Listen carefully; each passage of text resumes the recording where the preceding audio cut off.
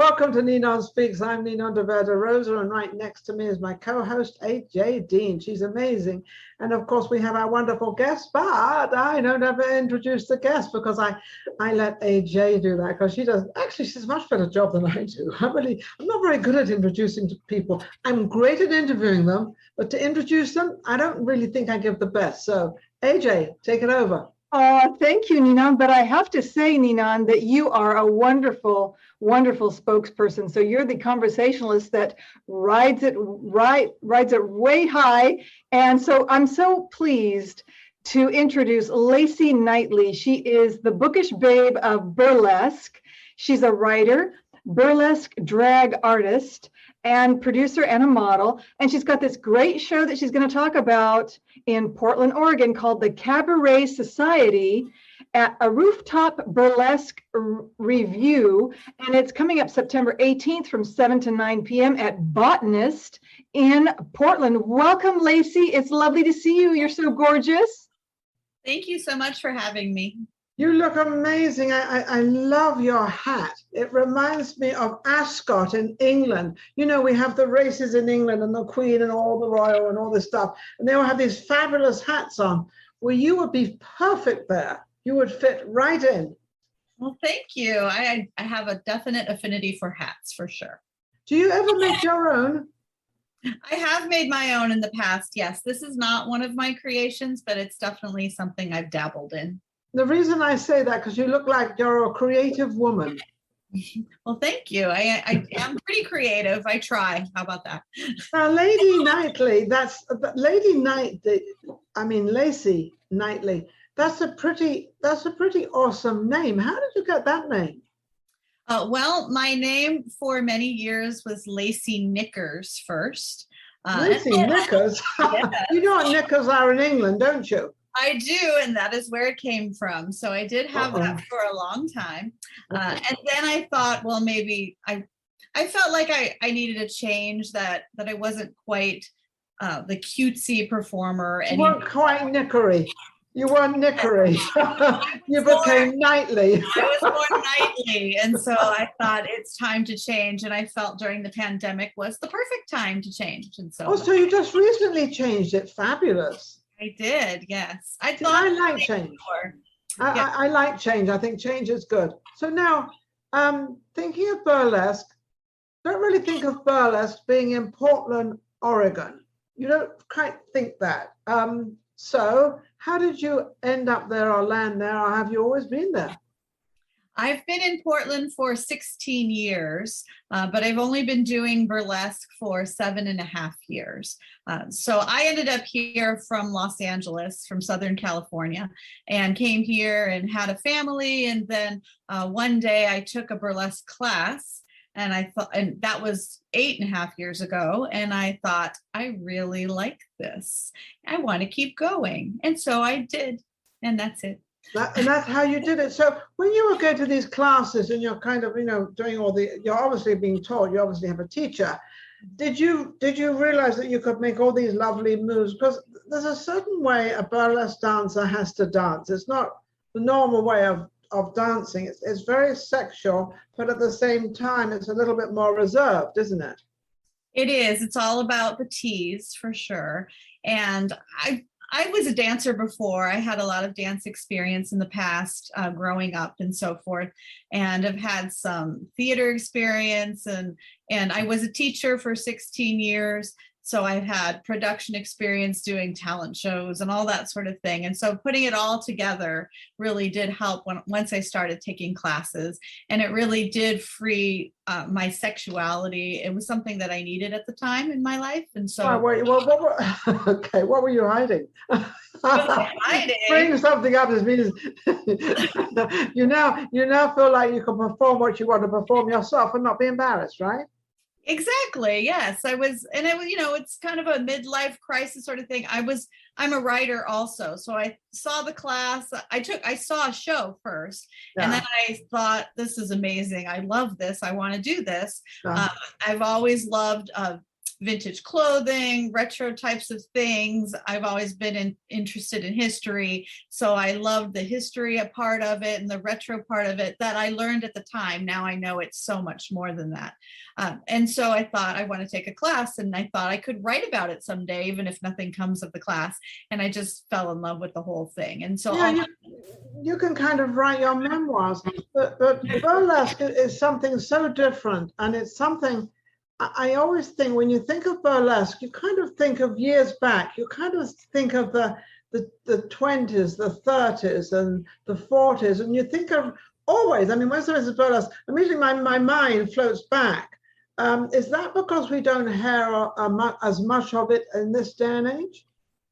It's true. And that's what I thought of first going into it. And the shows that I saw were quite retro in style, classic burlesque and that sort of thing. But now I've learned that it's just a whole world of neo burlesque and any type of song, just nerdlesque and just anything under the sun, draglesque, which I do as well. And so it's just such a creative art form that I love, but definitely I still have a love for the classic burlesque and the historical part of it as well. What's the drag? What did you say? Drag less, drag more, drag and different? What did you say? I heard the drag bit, but I didn't get the rest of it. Yes, draglesque. I'm a drag king and a drag artist also. So I have another persona named Lacy, and it's a gender bending, we call it gender kind of thing, where you also do burlesque with it. So I see. It's called draglesque. Draglesque. I think that's fascinating because, things change and things happen. Has that always been around? It has been around for a long, long time. Just a lot of people, they may not use that word. I think the word is more recent in the last maybe 5-6 years, but the actual type of performance has been around a long time. Well, a long time. So are you happy with what you're doing? You look happy and sort of doing it. Do you do this show just by yourself, or do you have other dancers that come with you, or is it a whole production, or is it, what exactly do you do on stage? Well, I do a number of things. I'm in a lot of other people's productions. So I get booked by other producers and I perform in other people's shows at other venues. And then I produce my own shows also. I have a show that's been going for over 5 years called Book Lovers Burlesque, which is a mix of the literary arts and burlesque. We have readers that come and read 5 to 7 minutes at the most of a literary piece, and then a burlesque or a draglesque or boylesque act matches it and will perform right after the reading. And they have different themes, and we have one coming up, the Gothic edition, Book Lovers Burlesque Gothic edition. What's the Gothic edition? The Gothic. I think that's a dog. It is, yes, that is my. Because all I could see was a tail flapping around. Or somebody was doing burlesque. I mean, it could be a burlesque in the background floating around. He's doing his own burlesque. Can we see him? No, he's okay. It's Violet, my border collie, and I don't know. Come here. You want to come say hello? You're gonna come up and say hello. Oh, hello. Oh, look at that. Thank you. Look at all that hair. Yeah, I know. She's very fun. Very fluffy. Like me sometimes. There you go. Absolutely. So putting these shows together, that actually keeps you in the times of what's going on now, which means you can put things in there and you can add like different tunes and do like jazz. Do you ever do anything? I mean, you never think of burlesque and jazz. But I think burlesque and jazz would be amazing. Yeah, and it is amazing. So I have the Gothic edition show. It's more of a spooky kind of haunted sort of thing. And I was just in somebody else's production with a live historic jazz band. Oh, and really? So, yes. And so I did burlesque to the band right then and there, and it was all music from the 20s, 30s, 40s, and it was so amazing to do it with the band. So I do love that also. I was going to say, when you have a band and have 4 or 5 pieces, whatever you have, more than that sometimes, doesn't that kind of give you sort of the enthusiasm and you start to move? You sort of get yourself in tune with this band, rather than being a small band or even being a CD playing. But with a band, you kind of move with it. Oh, yes. It has such an energy to it that you can't get from a CD. So it was wonderful. And I can't wait to be able to do it again for sure. Sounds amazing. AJ, I know you're absolutely, you can't wait. You're like anticipation there. Ninon, come on, I want to ask a question. Go ahead. Thank you so much, Ninon. First of all, I want to compliment you, Ninon, on your beautiful burlesque outfit that matches our theme tonight. You look stunning. Da, da, da, da, da. Yes, let's go, Ninon. Let's go. And my question to Lacy Knightley is, Lacy, can you tell us a little bit about, you did a historic review at one time with some historic buildings. Can you share the story with that? I think it's a wonderful tribute to history and your love for burlesque and theater. Well, there is a play that we have done. It's now been 13 years in the city that I'm living in, which is on the outskirts of Portland in our historic neighborhood, where we've done this historic walking tour play that lasts about an hour. And you go to different houses in our historic neighborhood and you look at scenes from life of a certain year. And so the first one that I wrote was from 1908. And it was scenes from the people who lived in the houses at that time, and neighbors have donated their houses. We decorate inside the parlor area or some part of the house that they let us come in and just basically create the whole set of that time period. And we have the actors come in and portray a scene of that time.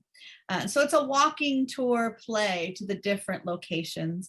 And we did it for 12 years, 13 years up until the pandemic.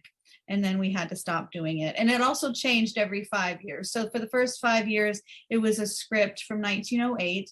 And then I changed the script because the city asked me to 1913. And then right before the pandemic, the 2 years before, we did 1922. And then we were stopped. So hopefully next year we will do it again. And the production has over 100 cast members now. And wow. Yes, so it's a very big production. So I was doing that also before I started Burlesque and had that experience with my partner also. Is that all volunteer? It is all volunteer, and it helped to create our local historical society too when we started it. So yeah, because we have that in Los Angeles. We have that. I'm not in Los Angeles now, but when I was there, they have it in Los Angeles. There's a whole row of houses. Mm-hmm. And they're all different. They're all decorated differently, and it's just a beautiful thing to see and sort of understand that that's just one of the things you do. It is, yes, and all that experience helped with creating burlesque productions of my own also. And I've done a lot. So I have the Book Lovers Burlesque that we've done about 5 times a year for about 5 years. We did 3 virtual ones during the pandemic, so to keep it going, and those were really well done, and a whole art form unto its own that we created that way. And then I've done story-driven burlesque shows where I've written a script like a play that were based on something. So we had Phantom Burlesque, which is a tribute to Phantom of the Opera. So I rewrote Phantom of the Opera basically, and we did a whole burlesque play with it, and one based off of Beauty and the Beast, one based off of A Christmas Carol. So I'm into the whole literary and burlesque thing. And it seems like you like writing as well. You enjoy writing, don't you? I definitely do love writing. Where do you get your stories from? When you start a book, I've written one book. It was a volunteer book, but also I'm now writing my own, well, with AJ, and you become very different because you're creating something that's writing my biography. I'm like going back in time and sort of, all of a sudden I'm sort of putting my life into a book and like telling my story. And it seems like it's very different, isn't it? It is absolutely different. The stories come from all over. I mean, a lot of things come from just inspired by something I see or something else that I read. And sometimes it's historical figures. And I'm writing a play right now that's not a burlesque play, but it will have a little burlesque in it. That's based off of in the 1920s in Paris at the first lesbian club that there ever was over there. And that was just inspired by seeing a story about it and I'd never heard of this place called Le Monocle. That's a little monocle over the eye was a symbol. Le Monocle, what a great name. Yes. And I didn't know anything about it. And I thought that a story that needs to be told. And so I'm writing. Absolutely. So you get your ideas from different places, don't you? I do. Your imagination floats around. Definitely. I know AJ has another questions. I can see. I do. Could you tell us, Lacy? First of all, it's lovely to have you, and you're so gorgeous, and it's just wonderful to have you. You really put in a lot of effort to your outfit and your background and the lighting. So thank you so much for that.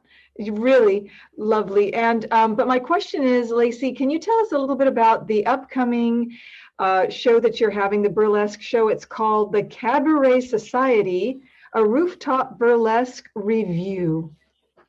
So that is a show that is now once a month at the Botanist, which is a venue that's in downtown Portland in the Pearl District.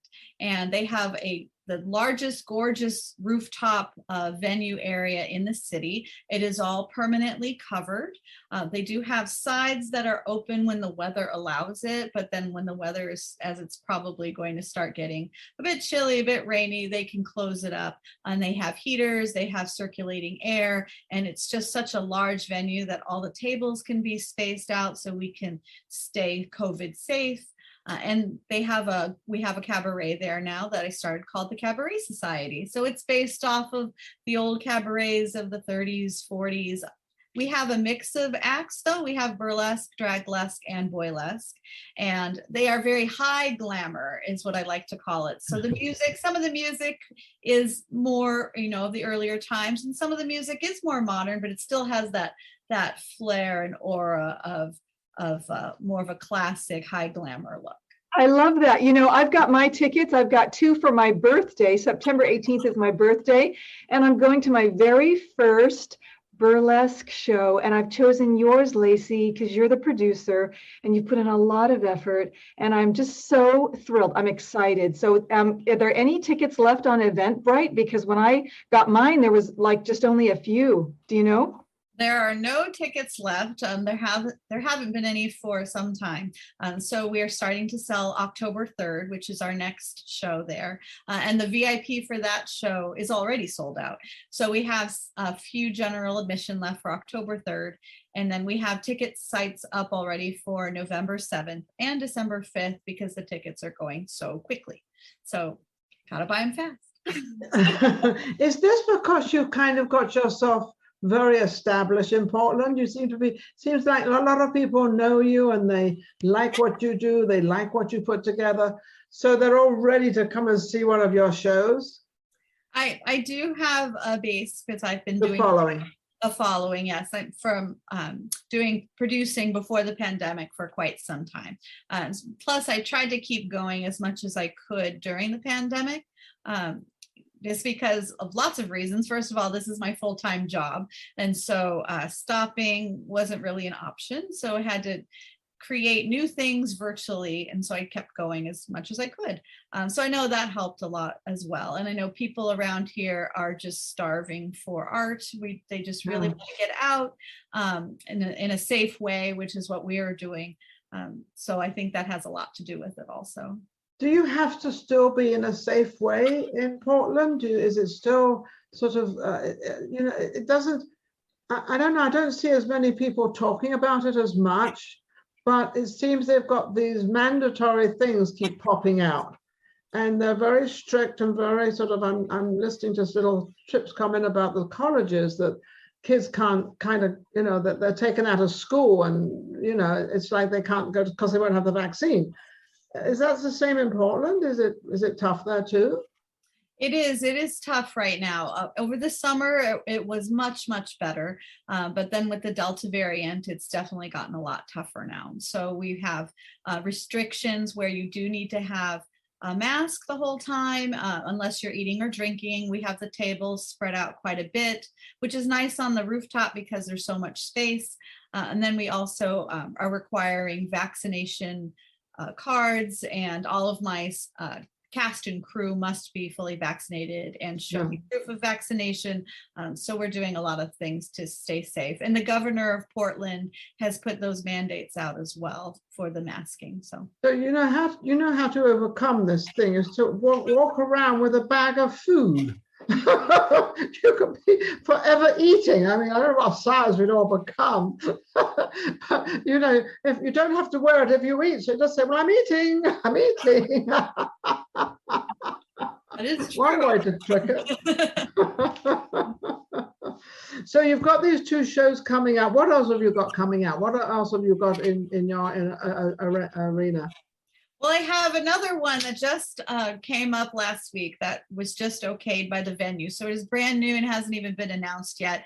So it's a third new show in October called Vinyl Burlesque, which will be the Dig-A-Pony in downtown Portland. And it's called Vinyl Burlesque because it is inspired by vinyl records. And it's at a venue where they really love to have DJs come with their large vinyl record collection and play them. And so this will be burlesque to the vinyl records being played. So the performers are all choosing things that are retro in nature, anything from the golden age of records. So it could be 40s, 50s, 60s, 70s, 80s. Absolutely. Yeah. So it's very new and kind of different. And so we're trying that. Well, it's kind of new and yet it's kind of old because the vinyl records have come back and everybody wants these old vinyl records. It's become a big thing. And now you've made a show around it. Did you produce this show? Are you the one that put this show together? Yes, this will be a new production and it's October 17th. How many people do you roughly have in your cast for a show? It's usually about 8 or 9. 8 or 9 people. And so when you go on stage and you perform, you have a group behind you and then they disappear and you do your own thing? No, we all take turns. So, and sometimes it could be a duet, sometimes it could be a troupe. But we have an MC that comes and introduces everybody, and then everybody comes up one at a time, unless it's a duet or a group. Oh, okay, yeah, because that's what I would imagine that what it would be anyway. But who knows? There's your doggy again. Your doggy is busy. She's happy. She's very happy. Lacy, we're going to have to wrap up in a few minutes. I'm sorry, Ninon, but I did want to ask about this great black and white photo. Can you tell us a little bit about that? Yeah. Oh, the black and white photo that actually was taken in December before the pandemic. So that's December 2019. And I was in Los Angeles and I was heading off to go to the Magic Castle, which is a wonderful magic club in Hollywood, California. I have been there many times, many times. Love it. My partner is a member of the Magic Castle. And really? So we were going for our anniversary. And I just snapped the picture right before we left. And I'm like, there you go. That's a fabulous place. That Magic Castle is amazing, isn't it? Mm-hmm. Yes, it's true. You go through this little door and they have this little window and you have to who you are and what you are, and then they let you in. On that, I want to thank everybody out there for watching Ninon Speaks with AJ and Ninon, and of course our wonderful guest who is Lacy Knightley, absolutely incredible.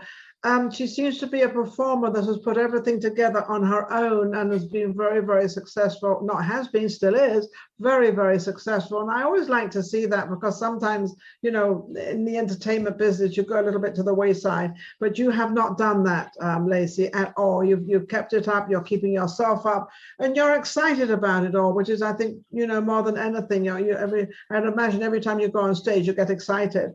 But I want to thank our audience out there for making this possible, because without you, nothing happens. And we'll be with I think our next guest is going to be in a couple of days. We're going to have another one. Periodically, we do these shows. We do 2 or 3 a week. And so we'll leave it up to AJ, who's going to be the next one. And I'd like to thank you again, Lacy Knightley. You are amazing. And thank you so much. AJ. Thank you, Ninon, and thank you, Lacy Knightley. And if they can get a hold of you on Facebook, Instagram, is that right, Lacy? Yes, Facebook and Instagram is perfect. Lacy Knightley? It's under Lacy Knightley 123 on Instagram, and then Lacy Knightley or Nick Lacy for drag on Facebook.